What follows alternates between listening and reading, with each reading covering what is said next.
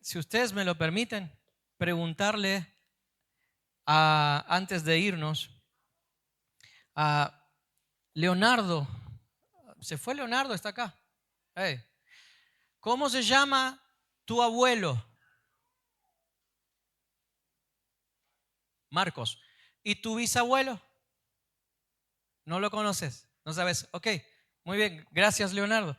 Giselle, por acá. Si estás todavía por acá. ¿Cómo se llama tu abuelo? José. ¿Y tu bisabuelo? ¿No lo conoces? Ok. Por acá en el centro, seguramente más adelante, ahí está mi amigo Gerardo. ¿Cómo se llama tu abuelo? Matías. ¿Tu bisabuelo? No lo sabes. Ok. Qué interesante que nuestros invitados que nos visitan hoy no conocen su bisabuelo. ¿Quién sabe el nombre de su tatarabuelo? ¿Me puede levantar la mano? Bien. 1, 2. Tatarabuelo. Bien. Muy bien. Solo 2 personas. Qué interesante, ¿no? ¿Por qué quiero hacerte esta pregunta?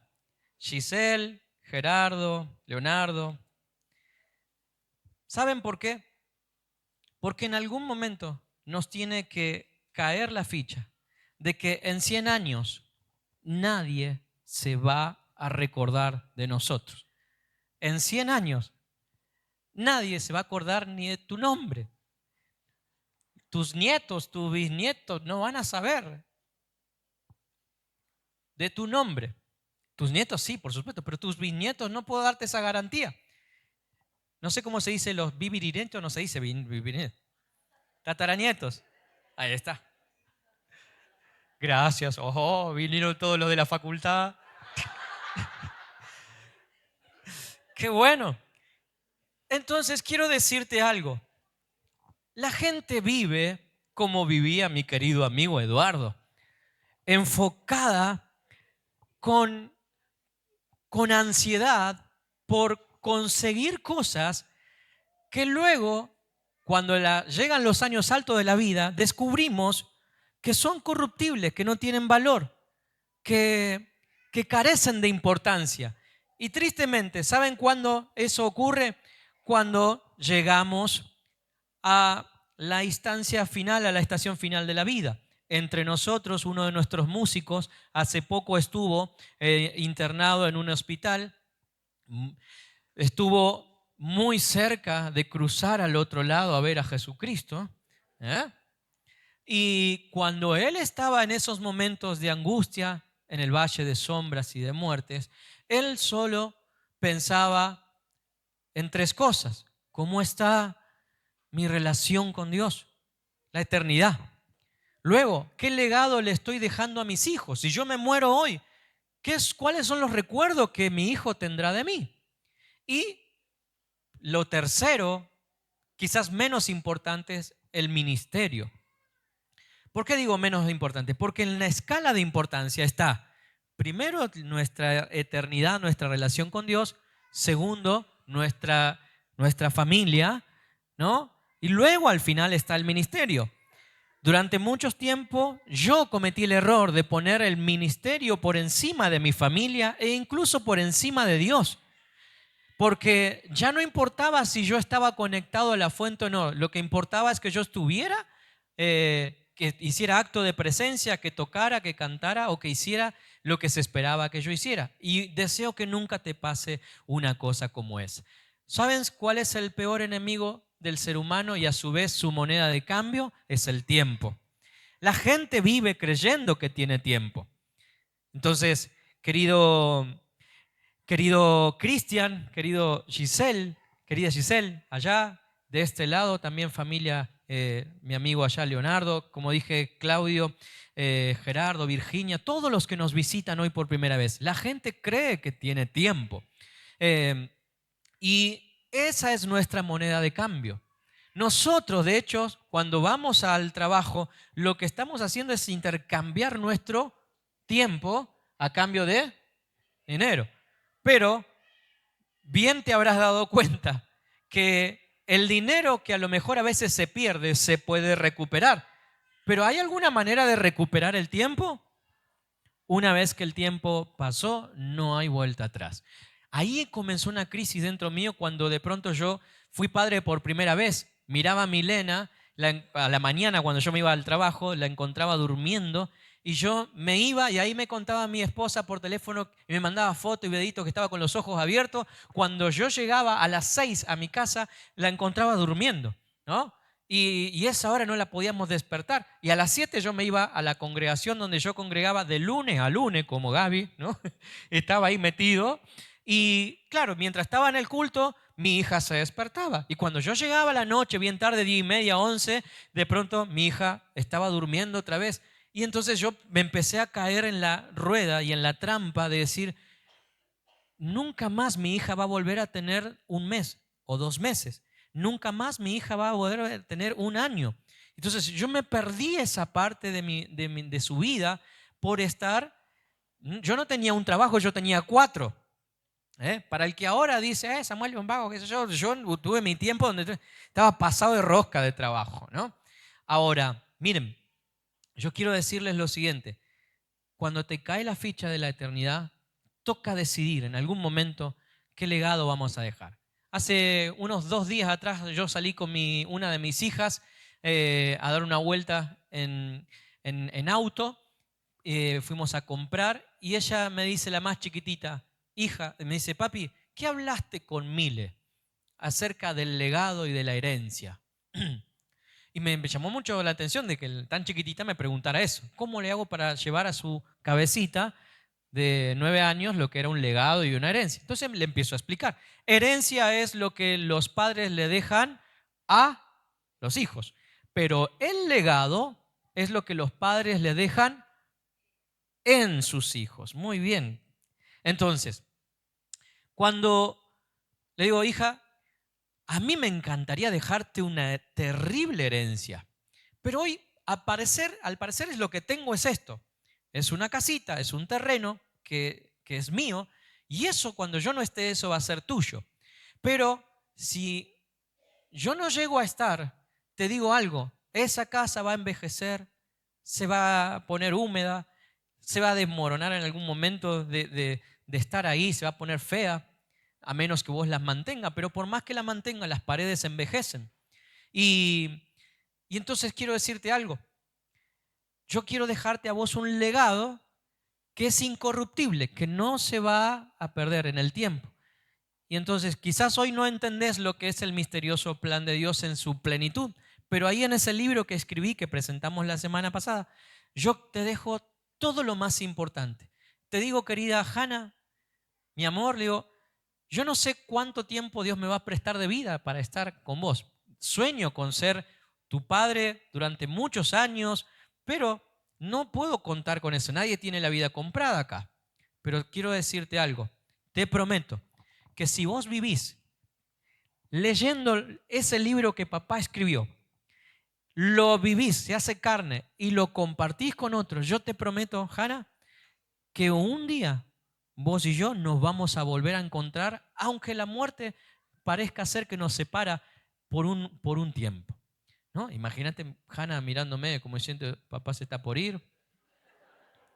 Y le digo, papá está bien, tranquila, ¿no? Pero vos tenés que saber eso. La seguridad de que nos vamos a volver a ver y que entre nosotros no va a haber despedida es que vos puedas entender de qué se trata el misterioso plan de Dios. Entonces, esa es la razón por la que yo decidí vivir de la manera que hoy vivo, porque quiero enseñarte a vos que esta vida es un engaño, que el pecado es una trampa y que el pecado no empezó en el Edén, como muchos ya saben. El pecado, ¿dónde comenzó? Allá arriba. Resulta ser que Dios crea al último ser celestial, al último ángel, que su nombre era Lucero o Lucifer. Y este ángel, al igual que todos los ángeles, disfrutaban de la paternidad de Dios. ¿no? Y entonces, escúchenme los que vienen por primera vez, si esto nunca lo escuchaste, esto está en la Biblia, no es invento mío, está en Ezequiel capítulo 28 y también en Isaías 14. Esto me quedé con muchas ganas de compartirlo la semana pasada en la presentación del libro. Por falta de tiempo no lo hicimos. Pero hoy tenemos personas que nos escuchan acá por primera vez, gente que nos está viendo en Facebook. Así que familia, ayúdenme a predicar lo que hoy quiero transmitir. Miren, los ángeles, ¿ustedes creen que los ángeles allá están preocupados por llegar a fin de mes? ¿Quién es el proveedor de los ángeles? Dios. Dios. Ahora ellos no están rascándose la panza y tocando guitarrita arriba. Ellos cada uno tienen un trabajo que hacer. Pero aunque trabajan, el proveedor es Dios. Ahora, los ángeles allá andan volando y ninguno de ellos tiene miedo a la enfermedad o miedo a la muerte, ¿sí o no? Porque ¿quién es el que los protege ahí? Es Dios. Ahora, Dios no hace basura.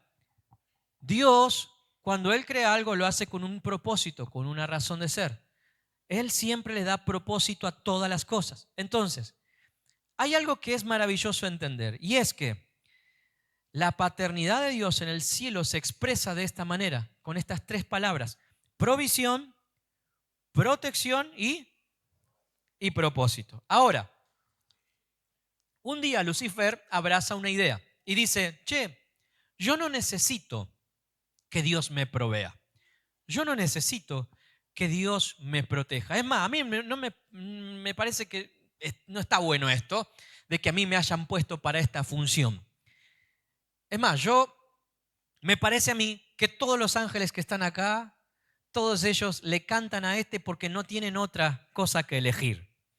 Y me parece que está bueno que haya un poco más de equidad, que haya poco más de democracia acá, ¿no? Y yo me voy a presentar como la segunda opción. Y él intentó levantarse contra Dios con un pensamiento, entiéndase satánico, de decir: yo no necesito a Dios para que Él me provea, para que Él me dé propósito o para que Él me proteja. Y ese es el peor o la peor decisión y el peor pensamiento que Satanás tuvo ahí. Cuando él se levanta en contra del trono de Dios junto con la tercera parte de los ángeles que le había comido la cabeza, la Biblia dice que se arma lo que muchos teólogos dicen como la batalla del cosmos. Y entonces hubo una pelea ahí de ángeles y la Biblia dice que Satanás fue arrojado a esta tierra que ya existía, pero que estaba toda repleta de agua. Ahora, en el cielo quedó rondando una acusación, porque muchos de los ángeles dicen: che, ¿viste? Este opinó distinto, le pegaron un patadón y lo mandaron a fletear, ¿no? Y entonces todo el mundo empezó a dudar y a sospechar de Dios, de que Dios no dejaba elegir. Y esa acusación quedó rondando en el trono de Dios y había una atmósfera rara. ¿Viste? Como cuando de pronto en los trabajos alguien hace algo y opina distinto y le pegan un patadón, todos quedan pensando: che, ¿qué onda esto, no? Bueno, algo así. Ahora, Dios no vive en el mismo tiempo que nosotros. ¿Cuántos saben cómo se llama el tiempo de Dios? ¿Y qué significa Kairos? Hoy es un tiempo presente. Dios no tiene pasado ni futuro. Dios vive en un eterno hoy. Por eso cuando Él se presentó delante de Moisés, ¿cómo le dijo? Cuando Moisés: ¿cómo te llamás? ¿Qué dijo Dios? Yo soy. No dijo yo seré, yo fui. Él dijo yo soy. Él habla en término presente. Él vive en un eterno presente. Entonces, cuando se le armó terrible problemón a Dios allá arriba, Dios no podía decir: bueno, muchacho, ¿sabe qué? Estoy abrumado por esto, me voy a dormir una siesta o me voy a acostar como hace Samuel, ¿no? Y mañana lo resuelvo. Dios no podía hacer eso, ¿verdad? Dios tenía que tomar acción. El problema no se podía patear para mañana. Y entonces ahí Dios tiene la brillante idea de crear este lugar donde nosotros vivimos, el planeta Tierra, y ponerle un tiempo. Pasado, presente, futuro. Eso es el tiempo cronos, el tiempo cronológico, ¿no? Ahora, quiero que me sigas esto. Dios hizo una copia fiel de lo que estaba arriba, lo hizo abajo en el Edén. Y puso al hombre y a la mujer en ese sitio para que pudieran disfrutar de la expresión de su amor y de su paternidad. Pero es muy interesante que Adán trabajaba, tenía un trabajo muy liviano, pero la Biblia dice que él no estaba rascándose el ombligo ahí mirando la vuelta al sol. Él trabajaba cuidando el huerto. Pero ¿quién era el proveedor de Adán? Pregunto, ¿Adán tenía ataque de caspa porque no le cerraban los números para llegar a fin de mes? El proveedor era Dios. Aunque él trabajaba, el proveedor era Dios. Adán y Eva no andaban a lo Tarzán. Ellos andaban desnudos por la vida, ¿no? ¿Han escuchado hablar del traje de Adán y de Eva? Bueno, es eso. Borren esa imagen ya mental, no estén pecando. Ahora, andaban desnudos. Imagínate andar desnudo en junio. Pregunto, ¿se enfermaban ellos? ¿Tenían miedo a la gripe por andar desnudo? No, porque ¿quién los protegía? El Padre. Muy bien. Ahora, Dios le dio un propósito. Les dio provisión, les dio protección y también les dio un propósito. ¿Cuál era el propósito de Adán y de Eva? Muy bien. Gobernar. Multiplicarse y gobernar. Muy bien, tener hijos y gobernar. Qué hermoso propósito, ¿no? Ahora, fíjense en esto. Un día aparece Satanás en el Edén, tiene una charla con Eva y básicamente en una síntesis, Satanás le dice a la mujer algo así como, che, ¿de verdad? O sea, ¿de verdad vos necesitas que Dios te provea? ¿De verdad vos necesitas que Dios, que Él te proteja, que Él te dé propósito? Y empezó a cuestionar todas las cosas que Dios les dijo, ¿no? Por ejemplo, Dios le dijo, ustedes pueden comer de todos los árboles que hay en el huerto, menos de uno. ¿De qué árbol no podían comer? Y entonces, la pregunta trampa del enemigo fue esta. ¿Así que Dios les prohibió comer de todo? Y Eva estuvo pilla en ese momento, ¿no? Y dice, no, pará. Dios nos permitió comer de todo, menos de este que está ahí, ¿no? Y dijo que si comíamos de ese íbamos a morir. Ahora, Satanás dice, no van a morir. Y ahí empieza. Lo que pasa es que Dios no quiere que ustedes sean como Él.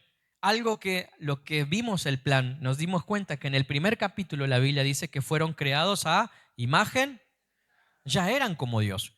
Cuando la Biblia dice que eran imagen y semejanza, se refiere a que ellos tenían la capacidad de elegir, de pensar, de razonar, de decidir, de sentir, de crear. Y entonces es muy, muy interesante que en el momento que Eva cae en ese engaño y luego cae Adán, ellos participan del fruto del árbol del conocimiento del bien y del mal. ¿Y cuál es la primera emoción que siente? ¿Se acuerdan? Vergüenza, miedo. Adán dice, te escuché, le dice a Dios, te escuché caminando en el huerto y me escondí porque tuve miedo. ¿Por qué tuvo miedo?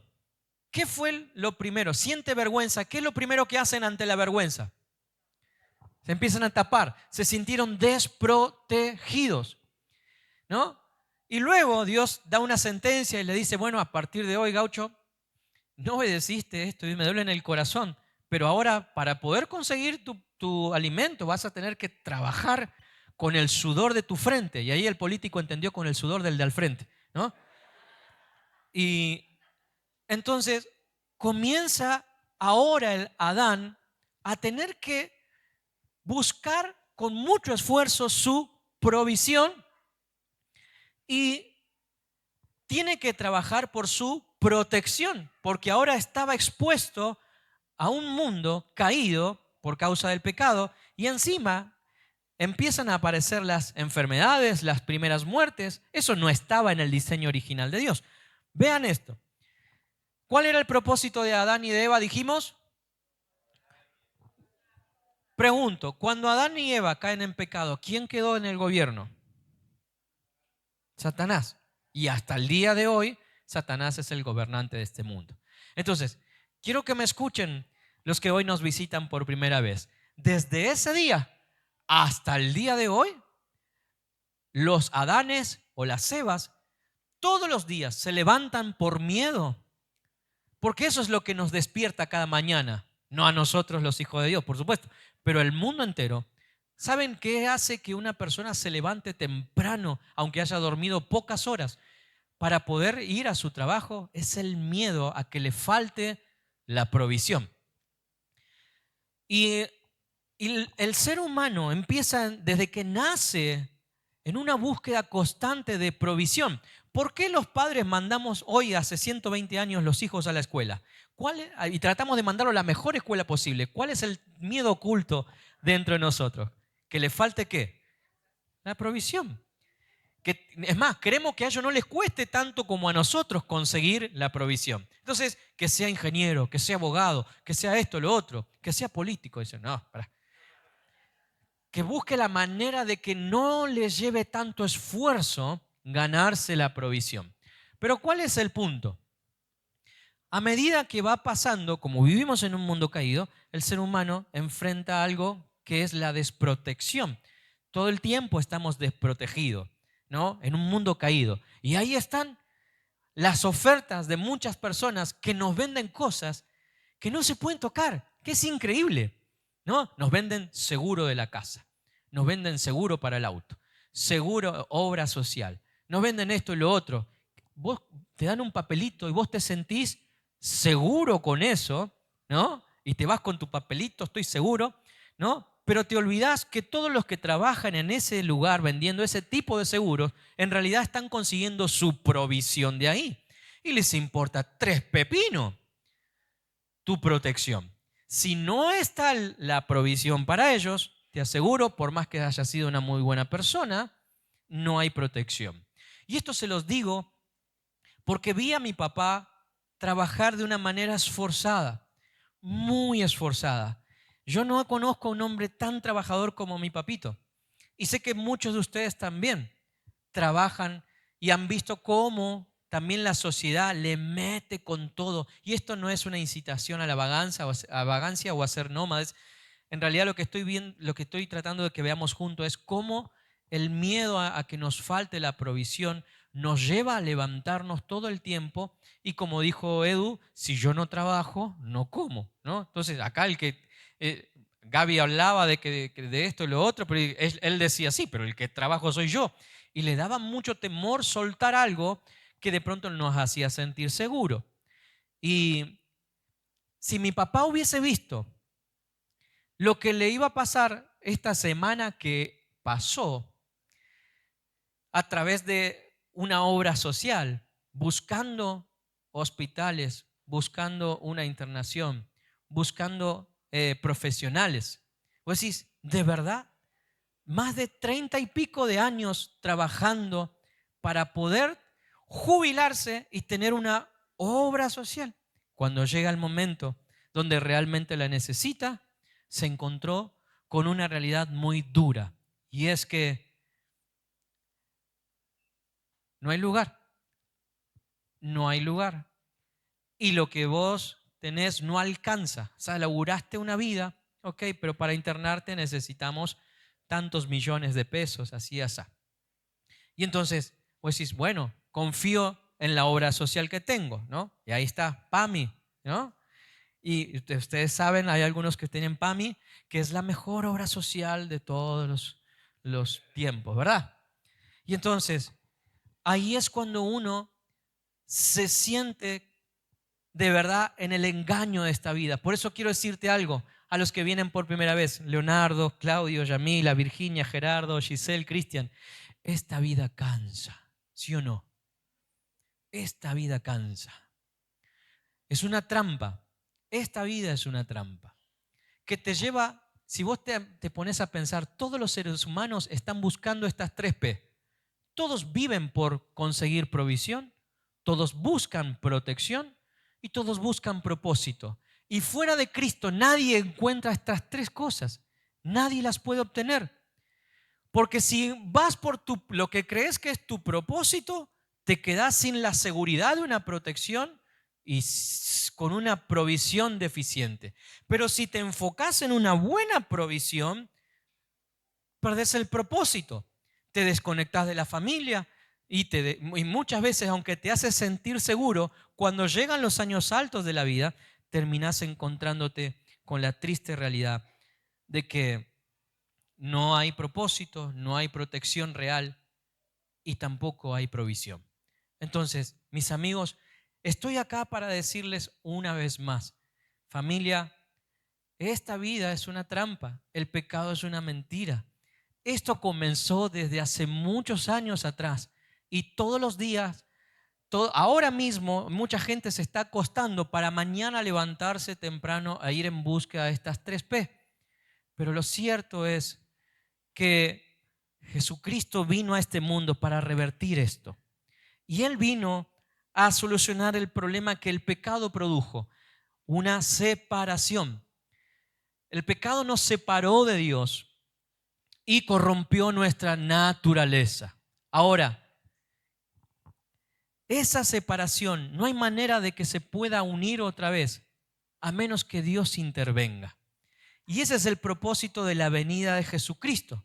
Jesús vino a mostrarnos que el Padre le dolió en el corazón perdernos, pero que Él decidió invertir en un rescate a su propio Hijo por nosotros, para que nosotros pudiéramos ser otra vez unidos a Él.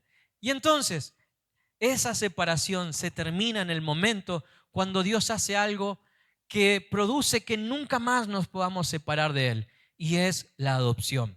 Dios quiere transformarse en nuestro Padre. Él quiere brindarnos a nosotros provisión, protección y propósito. Ese es el deseo de Él. Por eso Jesucristo, cuando Él hablaba, Él decía, no se angustien, no tengan miedo. ¿No les decía eso? ¿Por qué se preocupan por qué van de comer o qué van a vestir? Mi Padre, decía Él, ¿no? Él tiene todo eso para ustedes. Pero la gente sigue buscando con sus propias fuerzas y aún con el alma cansada estas 3 cosas. Y quiero decirte algo, esas 3 cosas que buscas, ese vacío que sentís adentro, tiene la forma de Dios. Mira, yo quiero, como nos está viendo, ¿está Cintia Mari por ahí? Si la ven por ahí, llámenla por favor. Cintia, ayúdame, porque nos está viendo gente de todas partes ahora a través de la página. ¿Y qué tenemos idea? Miren, yo voy a compartir este video en mi página, me siguen un montón de gente de otros países y quiero que todo el mundo lo escuche. Traducime, por favor, ¿te animás? Perdón que no te avise ni nada, ¿ok? Estamos ahí en pantalla, ¿ver? Ok, escuchen algo. Todos los bautismos son muy especiales. Every baptism is special Porque en los bautismos hay una adopción espiritual. because in every baptism there's an adoption spiritually. Hay algunos que son más emotivos, There are more emotive one, ajá, y otros que por ahí parece que no pasa nada. and some others that maybe there's nothing happening. Pero en el bautismo ocurren cosas invisibles But in baptism, some things that are invisible are happening que nosotros llamamos una realidad espiritual. that we call a reality in spiritual. Entonces, San Juan capítulo 1, verso 18, ayúdame Joel, So in John chapter 1, verse 18, dice esto, que Jesús vino a ser visible it says the following, that Jesus came to make visible el mundo invisible. the invisible world. Miren, Juan 1:18 dice, nadie ha visto jamás a Dios, John 1:18 says, nobody has ever seen to God, pero el único que es Dios but the only one who is God está íntimamente ligado al Padre. is deeply linked to the Father. Y dice que Él nos ha revelado a Dios. He has revealed God to us. Ahora, Joel, poneme Colosenses 1:15. So now we're going to read in Colossians 1:15. Dice que Cristo es la imagen, ¿qué cosa? Visible de Dios. It says that Christ is the visible image of God. ¿Cómo es Dios? How is God? ¿Cómo es Dios? How is Invisible. God? God is invisible. Pero Jesús vino a hacerlo visible. But Jesus came to make him visible. Entonces, miren, la adopción espiritual, So see, the spiritual adoption, donde se termina la separación, where the separation is over. ocurre en el bautismo. Happens in baptism. ¿Por qué decimos esto? Why do we say that? Porque el bautismo de Jesús Because Jesus' baptism es la evidencia. is the evidence. Lucas capítulo 3, verso 21 y 22. In Luke chapter 3, verses 21 and 22, Vamos a ver lo que pasa realmente en el bautismo. we're going to see what really happens in baptism. Dice que cierto día en que las multitudes se bautizaban, It says that certain day that the multitudes were baptizing, dice que Jesús mismo fue bautizado. Jesus himself was baptized. ¿Y qué ocurre? Mientras él oraba, And what happens? While he was praying, ¿qué pasó, iglesia? what happened? The heavens were Los opened. cielos se abrieron. The heavens were opened. Miren, quiero que sepan esto. Esto lo vio toda la gente. I want you to know this. El This siguiente versículo, perdón. this was seen by all of the people around there. Verso 22, él. Y el Espíritu Santo, And everybody could see that the Holy Spirit, ¿qué dice ahí? what does it say there? ¿En forma qué? Visible. Came in a visible way. Descendió sobre él Came upon him como una paloma. as a dove. O sea, todo el mundo lo vio. So everybody saw that. Y una voz dijo desde el cielo, And a voice said from heaven, tú eres mi hijo muy amado "You are my son, very loved, y tú me das gran gozo. and you rejoice my heart."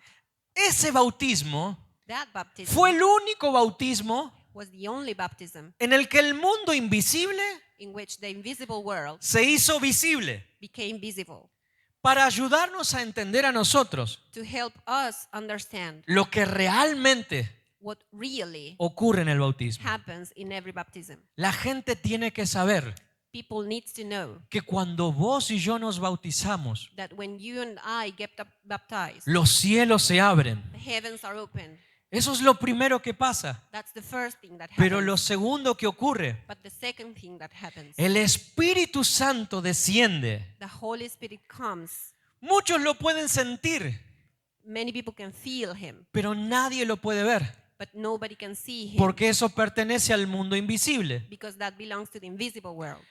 Pero que no lo veamos But even though we cannot see no him, significa que no ocurra. it doesn't mean that it doesn't occur. Pero lo que más me impacta y me emociona, But the most impact thing and emotions me, que lo tercero que ocurre en el bautismo, the third thing happening in the baptism, es que cuando alguien sale del agua, is that when someone comes out of the water, la Biblia dice que el Padre reconoce a ese hijo. the Bible says that the father recognizes that Y él child. dice, este es mi hijo, And this is my esta es mi child. hija. He says, "This is my daughter." Nadie se meta con él. Nobody dares to touch him or her. Amén. Amen.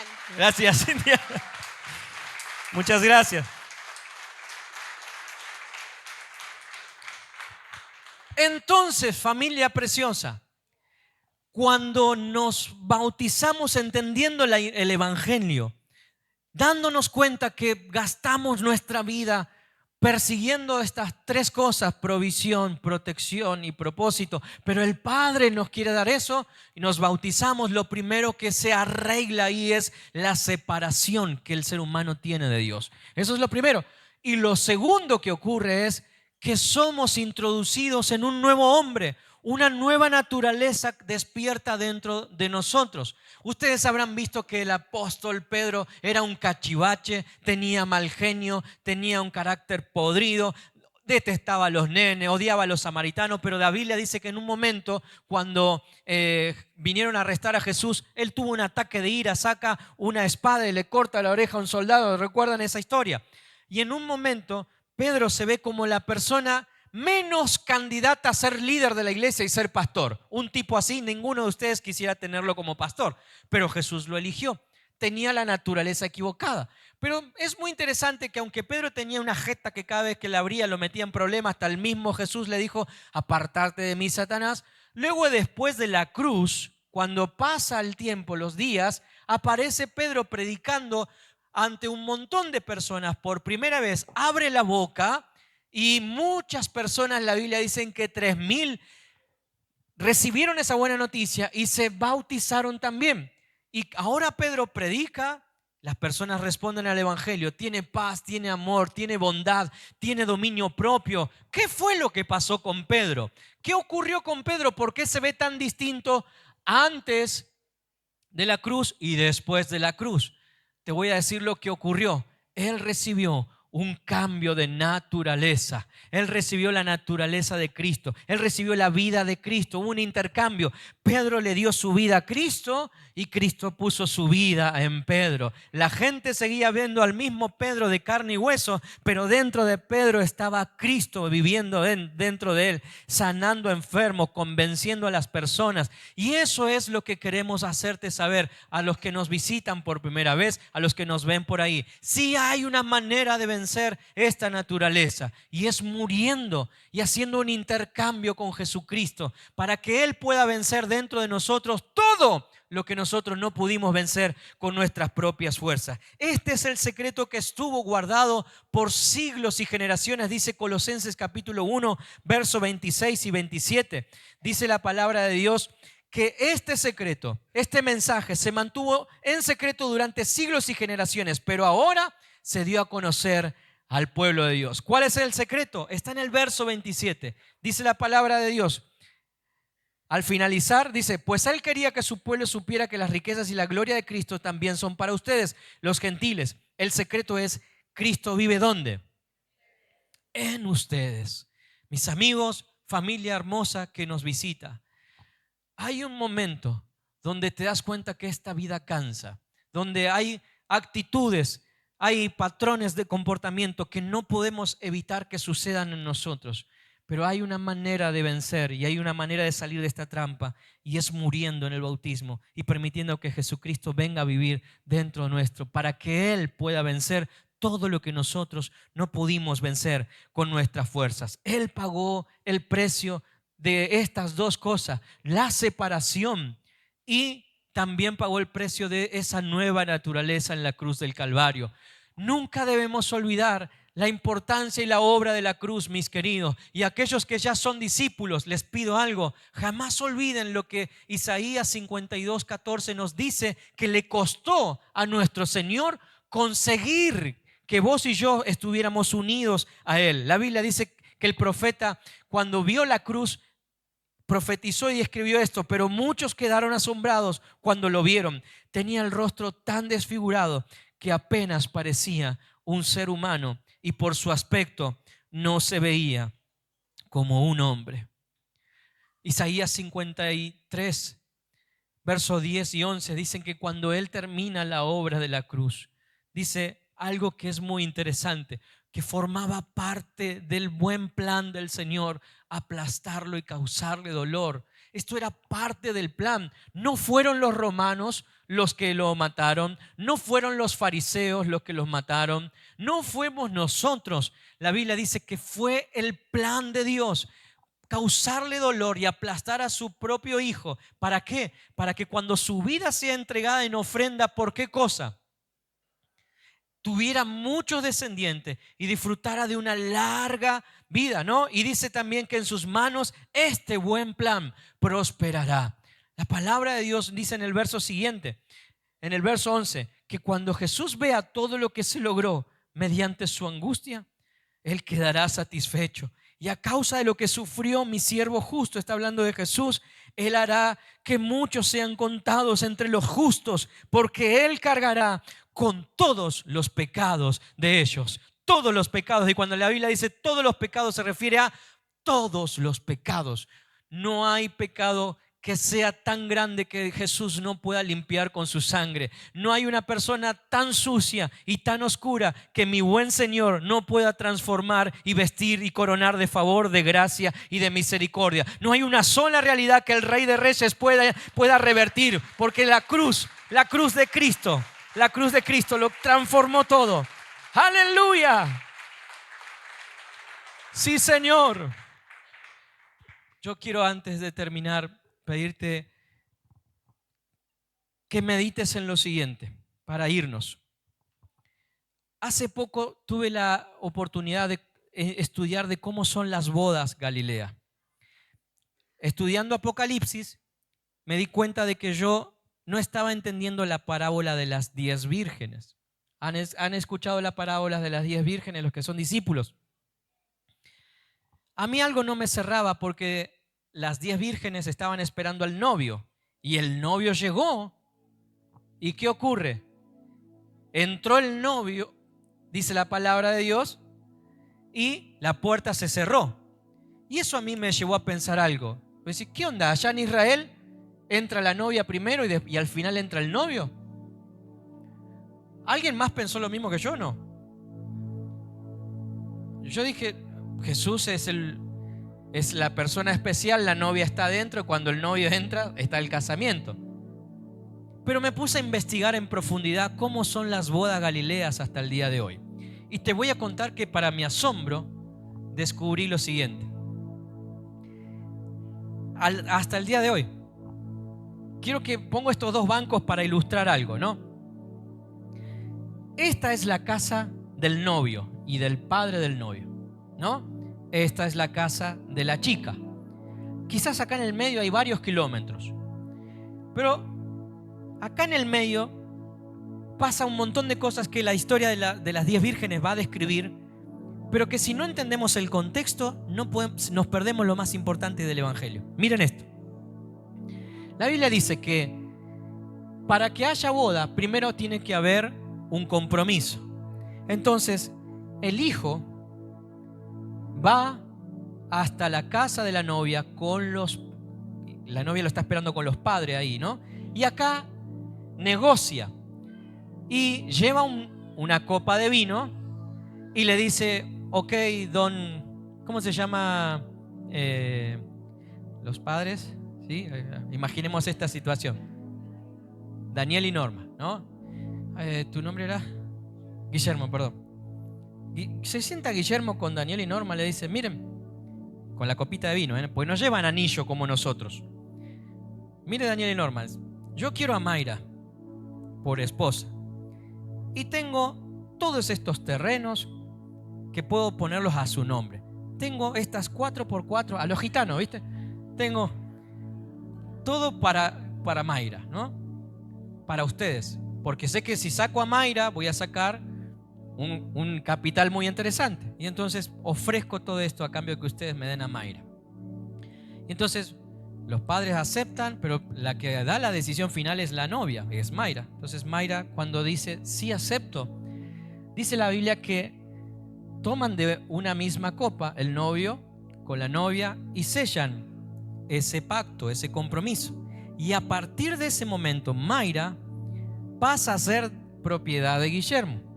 Pero es muy interesante que Mayra, como recién está prometida, no se puede ir con Guillermo para acá, ¿no? Como pasa en los tiempos de hoy. Entonces, Mayra se queda acá a embellecerse, a prepararse para la boda. Y Guillermo regresa a la casa del padre. Y él empieza a preparar en la misma casa del padre dos cosas: el lugar para la boda y la habitación donde van a vivir y donde será la famosa luna de miel, ¿no? Luna de miel, ahí está. Ahora, se planifica la boda, pero es muy interesante que hasta el día de hoy, ¿saben quién es el que sabe cuándo se va a realizar la boda? No es la novia, no es el novio, es el padre del novio. Qué interesante, ¿no? Porque ustedes los que ya tienen Biblia hace rato están asociando lo que está pasando. El padre es el que dice, bueno, ahora sí está todo listo, está decorado todo, está la habitación nupcial, están los músicos, están todas las luces, perfecto. Entonces, hijo, anda a buscar a Mayra, dice, ¿no? Y el hijo sale con sus amigos, caminando, van de fiesta, los músicos van detrás de ellos, van a buscar a Mayra. Pero resulta ser que en el camino los reciben al novio y a los amigos las damas de honor. Las chicas del cortejo de Mayra reciben al querido Guillermo y juntos van hasta la casa de la novia y ahí sale Mayra toda, ¿no? Y se pone hermoso, hay un encuentro, hay miradas románticas, hay una cosa hermosa. Y la Biblia dice que en esa época, ahora ya no se estila, pero en esa época, esas chicas de honor, los invitados del novio y toda la gente que ve esta procesión sacaban unas lámparas, como unas cositas así con aceite, y les prendían fuego para que de pronto se viera la marcha del novio y la novia desde este punto hasta este punto. Y entonces el Guillermo agarra a Mayra y salen los dos caminando hacia la casa del padre. Detrás de ellos vienen las 10 damas de honor, vienen los amigos del novio y todos van marchando. La gente que ve esa marcha tiene que unirse a esa marcha. Dice que van ahí, se suman y van acompañando hasta que de pronto el novio y la novia llegan a la casa del padre. Cuando eso ocurre, una vez que entró la novia y entró el novio, y luego entran los convidados, los invitados a esa boda, se cierra la puerta. Ahí está la historia que de pronto habían 5 que no tenían lámparas, ¿se acuerdan? No tenían aceite. Y cuando, no es que no entraron acá no entraron. ¿Se entiende? Y cuando vinieron ya estaban cerradas las puertas. Y comenzó la boda. Y luego de esa boda vino el tiempo de la intimidad. Ahora, Jesús cuenta la parábola de las 10 vírgenes para ayudarnos a entender de qué se trata todo este misterio de la Biblia. La Biblia comienza con una separación. Qué triste que es cuando una pareja se separa, ¿verdad? Qué dolor que produce cuando hay separación, cuando un matrimonio se divide y se separa. Y así comienza la Biblia. Pero la Biblia empieza con una separación y qué hermoso es que termina con una boda. Y en esa boda, si nosotros prestamos atención a lo que Jesús dijo, Él es el novio que vino hace 2000 años a este lugar, a esta tierra, y entregó su vida. Él no vino a entregar casas, camionetas, no vino a entregar otra cosa. Él vino a entregar su propia vida. Por eso dijo: esta copa representa mi sangre que yo entrego por ustedes, ¿no? Y por eso cuando nosotros en este lugar participamos de la cena del Señor, lo que estamos diciendo es: Jesús, sí, yo acepto. Y por supuesto quiero ir a esa boda. Y yo te estoy esperando.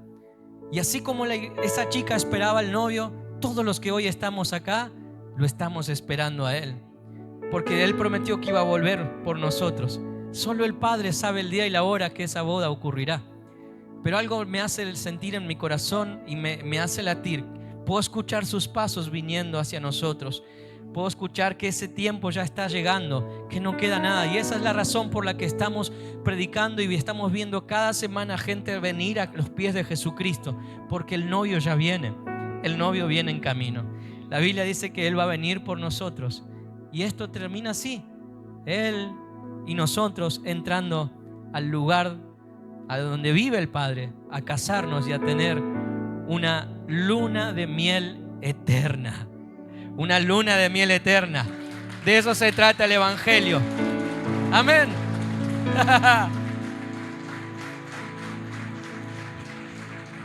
¿Por qué no se ponen de pie, por favor?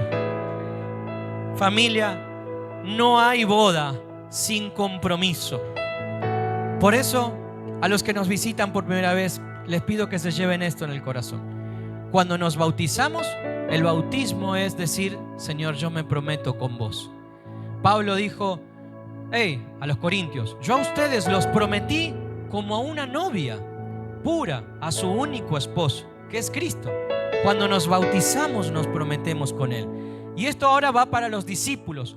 Les recuerdo, mis queridos amigos, que ustedes y yo nos hemos prometido con el amado.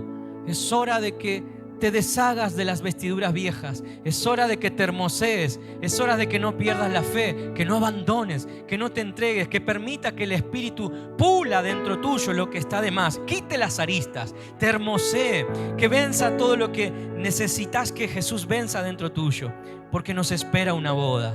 Nos espera una boda, una luna de miel eterna. Por eso, sea lo que sea, te vuelvo a repetir, aunque ya hayas nacido de nuevo, el pecado es una gran mentira. No le des lugar en tu corazón. No negocies, no trances. Sigámonos guardando para Él. Sigámonos preparándonos para Él. Porque Él viene por nosotros y su novia está vestida de lino fino, está hermosa, está radiante. Su novia no está rota, no está quebrada, su novia está radiante. Por eso, familia preciosa, les vengo a decir, incluso a los que nos ven por internet, los que están por primera vez, hoy Jesús tiene una propuesta para vos. Y la propuesta es: ¿querés casarte conmigo? ¿Querés que se termine esta separación? ¿Querés que nunca más estemos separados? Él puede transformar tu naturaleza. Él puede vencer esa separación. Y eso ocurre a través del bautismo. Así que, familia preciosa, oremos ahora para que Dios sople esta palabra a los cuatro vientos, por internet, por donde sea que de pronto lo puedan ver. Miren, familia hermosa que nos están viendo ahí, soplen esto para que el Espíritu Santo lo lleve a los oídos de las personas que necesitan escuchar esto. El tiempo se acaba, Jesucristo viene por nosotros. Hay una boda esperándonos. Y Él quiere hacer que vos y yo estemos ahí presentes. El dulce maestro, el dulce novio está hoy acá en nosotros, llamando directamente al corazón. Si escuchás su voz, no hagas oídos sordos. Investigá de qué se trata esto. El misterio de Dios es que Él no quiere más separación. Él no quiere que vivas como los demás, buscando provisión, protección, propósito. Todo quiere darte eso el Señor, y más. Y más, si tan solo aceptas su voz, su propuesta. Oro en el nombre de Jesucristo de Nazaret para que todos ahora puedan percibir lo que está ocurriendo ahora en el mundo espiritual. Algo está pasando. Aquellos que ya son discípulos, les pido algo: oren como el Espíritu les marque y le indiquen. Abran su boca, que el Espíritu la va a llenar. Espíritu Santo, yo sé que ahora estás obrando en tu novia. Yo te veo. Tu palabra dice, Señor, que el Espíritu es la garantía de que esto es verdad. Así que, Espíritu Santo, te pido que hermosees tu novia ahora.